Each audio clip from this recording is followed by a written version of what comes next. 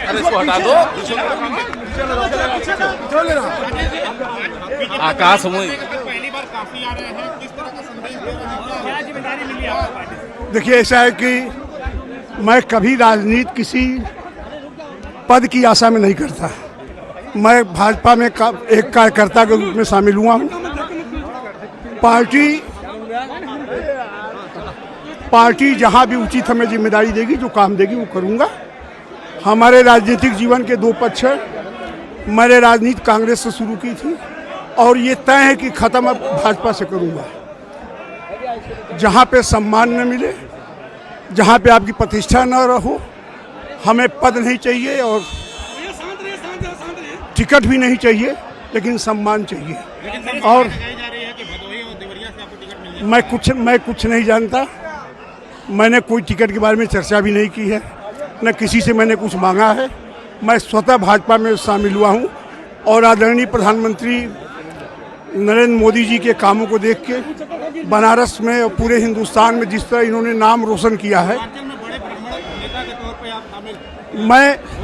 मैं हर जात का नेता हूँ, हर धर्म का नेता हूँ।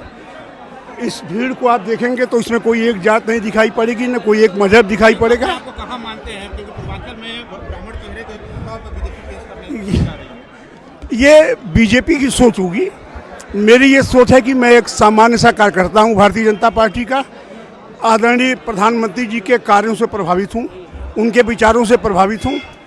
उनके पास एक विजन है देश को आगे बढ़ाने का, उनके पास एक विजन है समाज को आगे ले चलने का, गरीब से गरीब तबकों का वो ध्यान रखते हैं। इस विजन से मैं प्रभावित हूँ और कांग्रेस के पास नेतृत्व का अभाव है। कांग्रेस खत्म होने का ऐसा है कि कांग्रेस में किसकी क्या हैसियत है मैं जानता हूँ। मैं किसी भी जवाब नहीं दूंगा। अपनी हैसियत देखें लोग, अपने मोहल्ले में पहले पार्षद का कैंडिडेट खोज लें, उसके बाद बात करेंगे हमसे। कोई लड़े, अजय राय लड़े, XYZ कोई लड़े, मैं ये नहीं जानता। लेकिन चाहे जो